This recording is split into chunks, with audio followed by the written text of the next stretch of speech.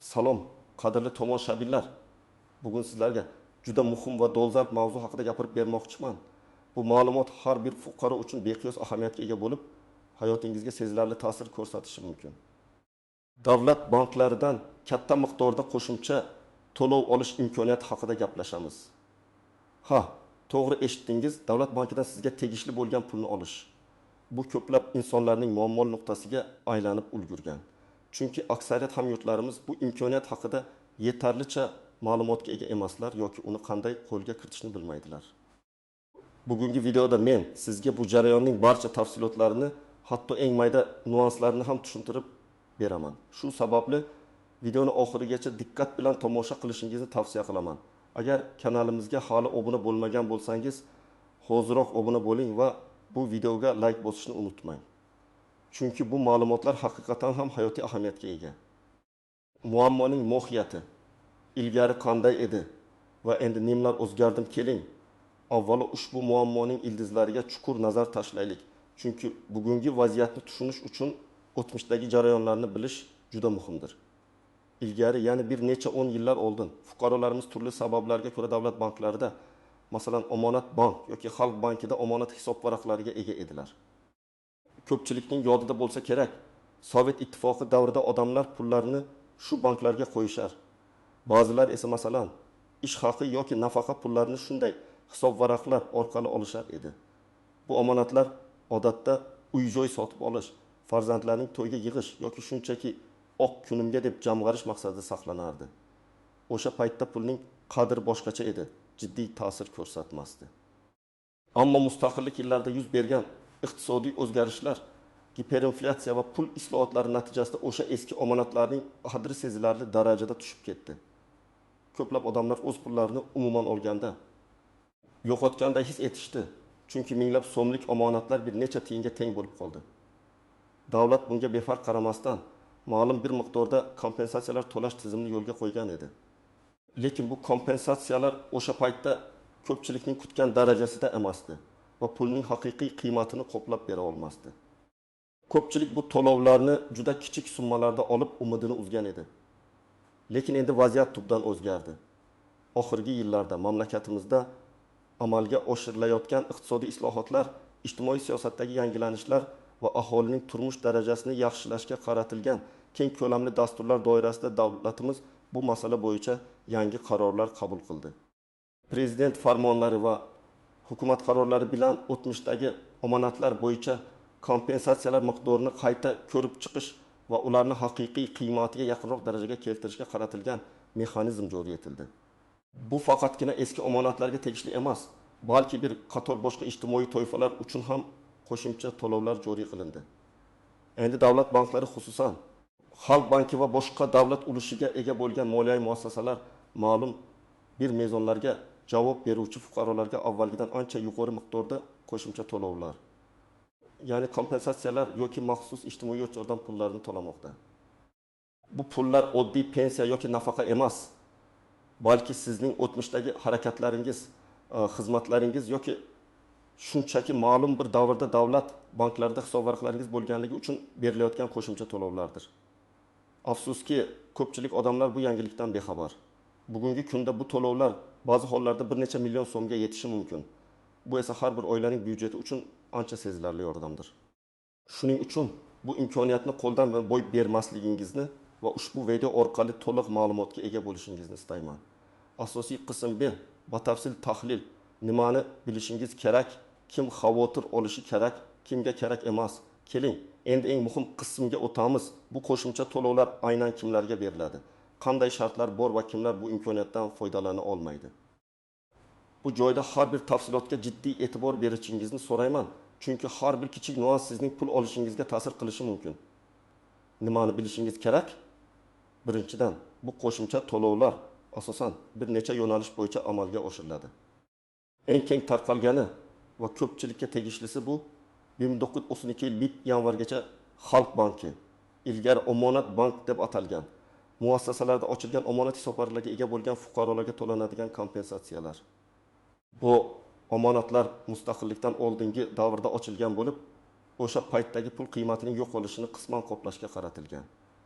Ikkinchidan, ayrim hollarda maxsus ijtimoiy toifadagi fuqarolarga, masalan, Ikkinchi jahon urushi qatnashchilari va nogironlarga, ularga tenglashtirilgan shaxslarga, shuningdek Chernobil AESdagi avariya oqibatlarini bartaraf etishda ishtirok etganlarga qo'shimcha bir martalik to'lovlar yoki imtiyozli depozitlar bo'yicha foizlar ko'rinishidagi yordamlar ham nazarda tutilgan bo'lishi mumkin. Bu to'lovlar har yili qayta ko'rib chiqilib, yangilanib boradi. Uchinchidan, ba'zida davlat tomonidan kiritilgan yangi dasturlar doirasida ma'lum bir sektorlarda faoliyat yuritgan shaxslarga, masalan, qishloq xo'jaligi, sog'liqni saqlash, ta'lim sohasida uzoq muddat ishlaganlarga yoki kichik biznesni rivojlantirish uchun berilgan imtiyozli kreditlar bo'yicha yuzaga kelgan ortiqcha to'lovlar ham qaytarilishi mumkin. Bu kamroq uchraydigan holat. Lekin shunda imkoniyat ham mavjud. Kim xavotir olishi kerak?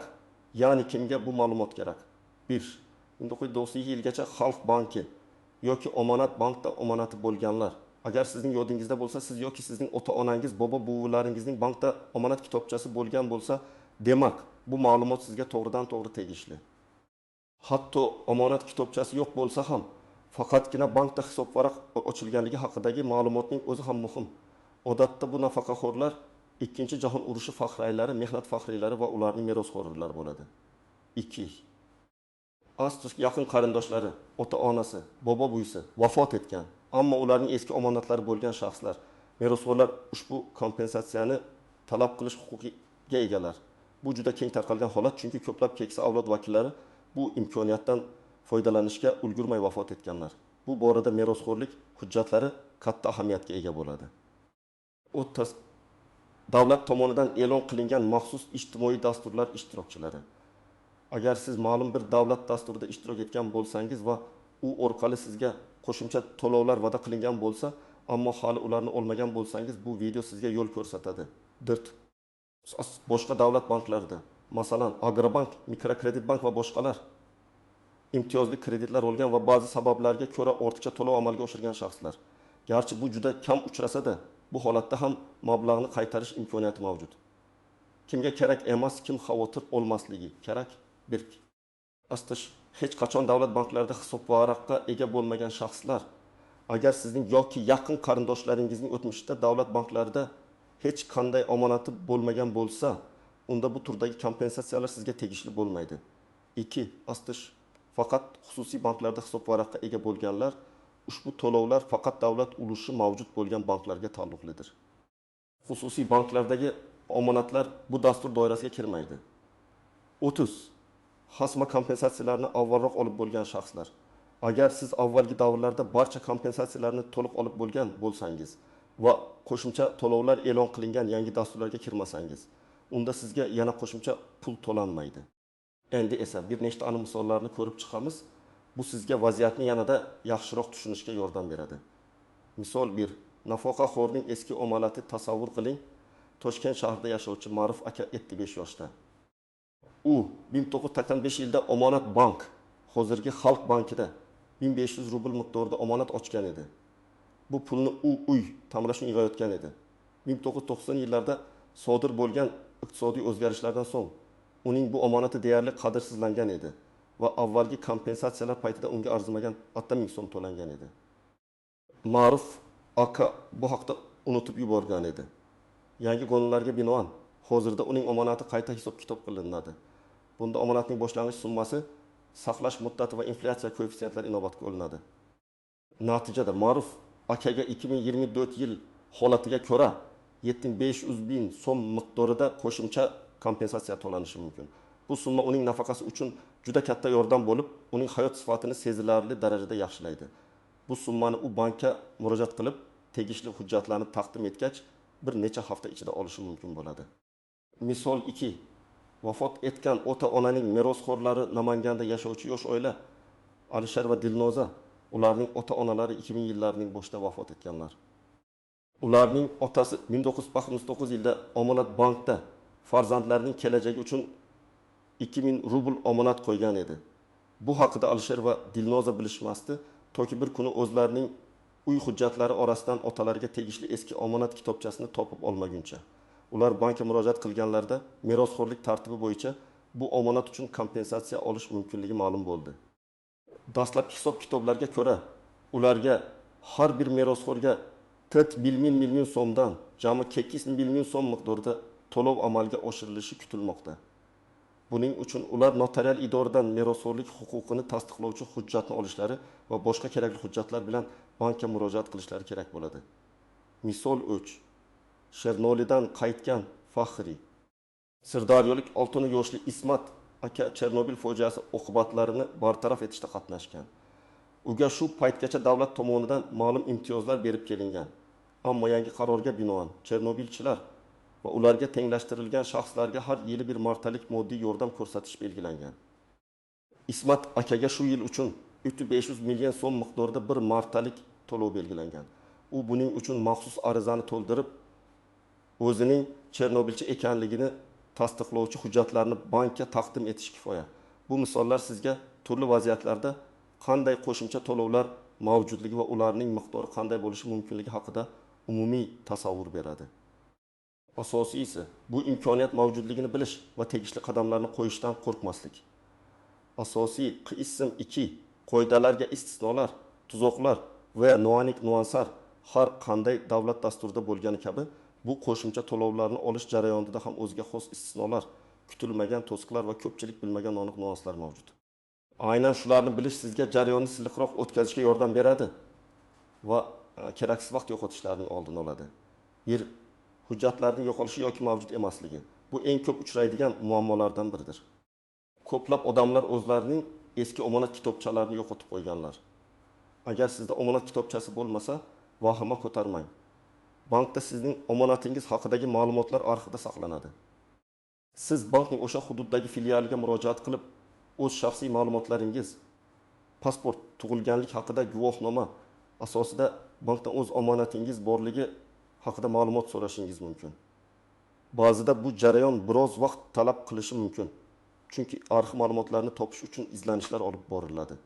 Agar eski hisobvaraqni topish qiyin bo'lsa, bank xodimlari sizga qaysi qadamlarni qo'yish kerakligini batafsil tushuntiradilar. Asosiysi o'zingizning aniq ma'lumotlaringizni, to'liq ism-sharif, tug'ilgan sana, yashash manzili taqdim etish, 2 asterisk merosxo'rlik bilan bog'liq muammolar yuqorida aytib o'tganimizdek vafot etganlarning omonatlari merosxo'rlar tomonidan olinishi mumkin. Ammo bu yerda ham o'ziga xos qoidalar bor.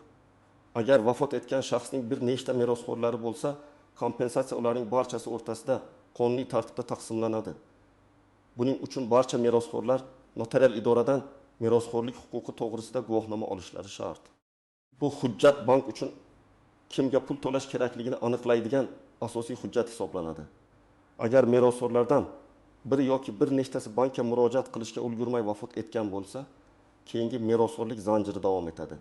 Bu jarayon sud orqali hal qilinadigan holatlar ham mavjud bo'lishi mumkin. Shuni unutmaslik kerakki, ba'zi banklar merosxo'rlardan bankka murojaat qilish uchun ma'lum bir muddat belgilashi mumkin. Shuning uchun bu jarayonni cho'zmaslik tavsiya etiladi. Uchun asosiy to'lov muddatlari va cheklovlari, garchi davlat bu to'lovlarni amalga oshirishga jiddiy yondashsa-da, ba'zida to'lovlarni olish uchun belgilangan muddatlar bo'lishi mumkin. Hozirda eski omonatlar bo'yicha kompensatsiyalar uchun aniq bir yakuniy muddat belgilanmagan. Ammo har yili yangi qarorlar qabul qilinishi bilan dasturlar yangilanib boradi. Shuning uchun bu imkoniyatdan iloji boricha tezroq foydalanish tavsiya etiladi. Shuningdek, ba'zi qo'shimcha to'lovlar faqat bir martalik bo'lib, ular keyingi yillarda qayta berilmasligi mumkin. 4. Bank xodimlarining to'liq ma'lumotga ega bo'lmasligi. Afsuski, ba'zi bank filiallarida, ayniqsa kichikroq joylarda barcha xodimlar ushbu yangi dasturlar va ularning barcha tafsilotlari haqida to'liq ma'lumotga ega bo'lmasliklari mumkin. Bu sizni chalkashtirib yuborishi yoki to'g'ri maslahat bera olmasligi mumkin. Bunday holatda sizdan yuqori turuvchi boshqaruvchi bilan gaplashishni so'rashingiz yoki bankning markaziy filialiga, uning kol markaziga murojaat qilishingiz kerak. Bankning rasmiy veb-saytida ham ko'pincha bu turdagi ma'lumotlar va tez-tez beriladigan savollar bo'limi bo'ladi. 5. Asqirish firibgarlik xavfi. Pul bilan bog'liq har qanday katta e'lon, afsuski, firibgarlarning e'tiborini tortadi.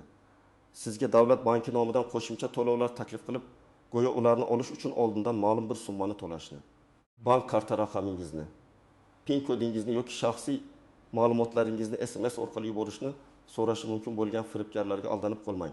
Eslatma, davlat banklari hech qachon sizdan telefon orqali PIN kod, CVV kodlari yoki bank kartangizning to'liq raqamini so'ramaydi. Sizdan faqatgina bank filialiga shaxsan tashrif buyurish va tegishli hujjatlarni taqdim etish talab etiladi. Har qanday shubhali holatlarda bevosita bankning rasmiy aloqa markaziga qo'ng'iroq qiling yoki eng yaqin filialga boring. 6. Astirish soliqqa tortish masalasi. Xushxabarki, odatda bu turdagi kompensatsiyalar va ijtimoiy to'lovlar shaxsiy daromad solig'iga tortilmaydi. Chunki ular davlat tomonidan ko'rsatiladigan ijtimoiy yordam yoki ilgari yo'qotilgan qiymatni qoplash hisoblanadi.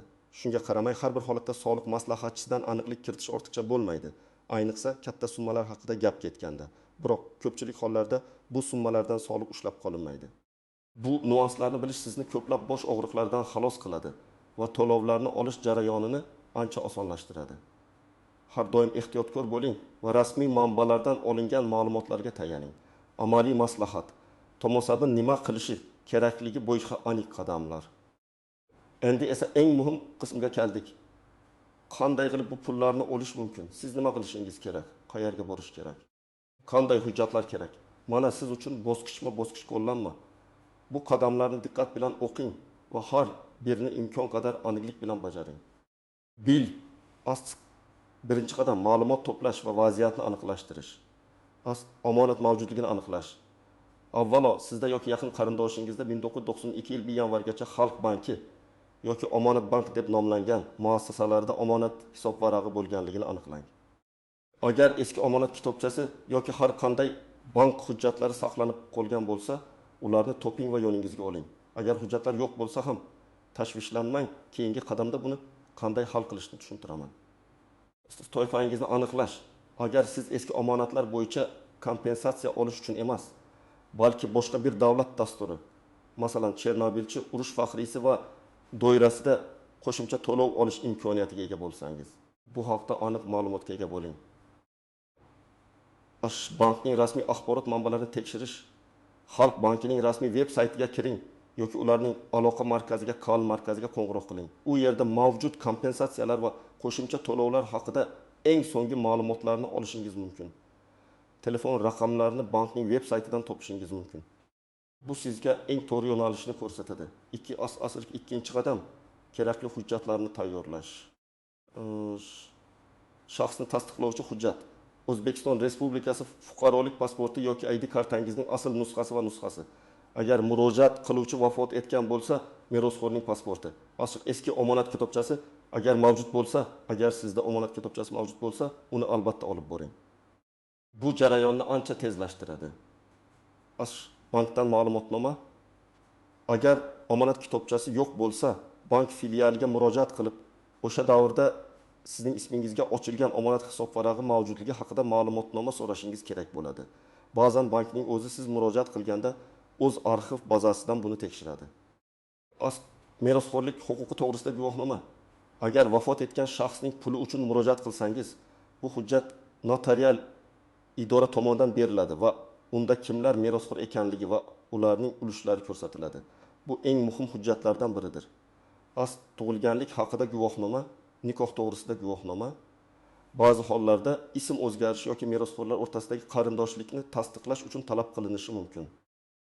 Boshqa tasdiqlovchi hujjatlar. Agar maxsus toifaga kirsangiz, masalan, Chernobylchi ekanligingizni tasdiqlovchi guvohnoma, urush faxriysi guvohnomasi va hokazo. 3. qadam bankka murojaat qilish. Qayerga borish kerak? Sizning yashash manzilingiz bo'yicha yoki omonat ochilgan filialga bog'liq ravishda Xalq bankining eng yaqin filialiga shaxsan tashrif buyuring. Katta shaharlarda markaziy filiallar ko'pincha bu masalalar bo'yicha maxsus bo'limlarga ega bo'ladi. Kimga murojaat qilish kerak? Omonatlar bo'yicha bank filialiga kirgach, eskirgan omonatlar bo'yicha to'lovlar masalasida mas'ul xodimga murojaat qiling. Agar bankda raqamli navbat tizimi bo'lsa, tegishli xizmat bo'limini tanlang. Arza yozish, bank xodimi sizga maxsus namunadagi arizani taqdim etadi. Siz uni to'g'ri va to'liq to'ldirishingiz kerak. Arizada o'zingizning shaxsiy ma'lumotlaringiz, omonat hisob varag'i haqidagi ma'lumotlar, agar eslasangiz, shuningdek pulni qaysi hisob varag'ingizga o'tkazish kerakligi ko'rsatiladi. Agar sizda bank kartasi bo'lsa, kartaning raqamini yozishingiz mumkin. Hujjatlarni topshirish. Yuqorida sanab o'tilgan barcha hujjatlarning asl nusxalarini ko'rsatib, nusxalarini bank xodimiga topshirasiz. Hujjatlaringizning qabul qilinganligi haqida sizga xabarnoma yoki ro'yxat berilishini talab qiling. 4. Asl 4-qadam jarayonni kuzatish va pulni olish. Qanchacha kutish kerak? Hujjatlarni topshirgandan so'ng bank ma'lumotlarni tekshiradi va tegishli hisob kitoblarni amalga oshiradi. Bu jarayon bir necha ish kunidan tortib bir necha haftagacha cho'zilishi mumkin. Bank xodimi sizga aniqroq muddatni aytadi. Ba'zi hollarda agar ma'lumotlar orqadan topilishi kerak bo'lsa, bu muddat uzoqroq bo'lishi mumkin. Pulni qanday olish mumkin? Kompensatsiya yoki qo'shimcha to'lov sizning bankda ochilgan yoki yangi ochiladigan hisob varag'ingizga yoki bank kartangizga o'tkaziladi. Bu pulni siz bankomatdan naqdlashtirishingiz yoki boshqa ehtiyojlaringiz uchun ishlatishingiz mumkin. Ostirish agar rad javobi olsamchi? Agar sizga to'lovni amalga oshirishdan rad javobi berilsa, bank xodimlaridan yozma ravishda rad etish sababini tushuntirishlarini so'rang. Ushbu yozma javob asosida siz yuqori turuvchi bank bo'linmalariga yoki markaziy bankka shikoyat qilishingiz, hatto zarur bo'lsa, sudga murojaat qilishingiz mumkin. Lekin ko'pincha bu kabi holatlarda bank ichki tartibda hal qilinadi. Unutmang, bu jarayon biroz vaqt va sabr talab qilishi mumkin, ammo natija bunga arziydi. Davlat tomonidan berilayotgan bu imkoniyatdan to'liq foydalaning. Xulosa va yakuniy chiqish. Aziz tomoshabinlar, bugungi videoda sizga davlat banklaridan katta miqdordagi qo'shimcha to'lovlarni olishning barcha sirlarini ochib berdim. Men sizga bu muammoning o'tmishi va hozirgi holati, kimlarga bu imkoniyat tegishli ekanligi, qanday misollar mavjudligi, qanday istisno va noaniq nuanslar borligi va eng asosiysi bu pullarni olish uchun qanday amaliy qadamlarni qo'yish kerakligi haqida batafsil ma'lumot berdim. Har bir fuqaro o'z huquqlarini bilishi va ulardan foydalana olishi kerak. Bu qo'shimcha mablag'lar sizning oilaviy byudjetingizga sezilarli yordam berishi, hayot sifatini yaxshilashi yoki kutilmagan ehtiyojlaringizni qoplashi mumkin. Shuni yana bir bor ta'kidlaymanki, bu masala juda dolzarb va minglab insonlar bu imkoniyatdan bexabar. Endi siz bu ma'lumotlarga egasiz. Shuning uchun bu videoni do'stlaringizga, qarindoshlaringizga, ayniqsa keksa yoshdagi tanishlaringizga yuboring. Chunki ular uchun bu ma'lumot ayniqsa qimmatli bo'lishi mumkin. Keling, birgalikda aholimizning moliyaviy savodxonligini oshiraylik va ularga o'z haq-huquqlarini to'liq anglab yetishlariga yordam beraylik. Siz bu borada qanday fikrdasiz? Siz yoki sizning yaqinlaringiz bu kabi to'lovlarni olganmisiz? Jarayon qanday kechgan? O'z tajribalaringizni va fikrlaringizni izohlarda yozib qoldiring. Bu boshqa tomoshabinlar uchun ham juda foydali bo'lishi mumkin. Video yoqqan bo'lsa, like bosishni va kanalimizga obuna bo'lishni unutmang. Kelgusi videolarda yana ko'rishguncha sog' bo'ling.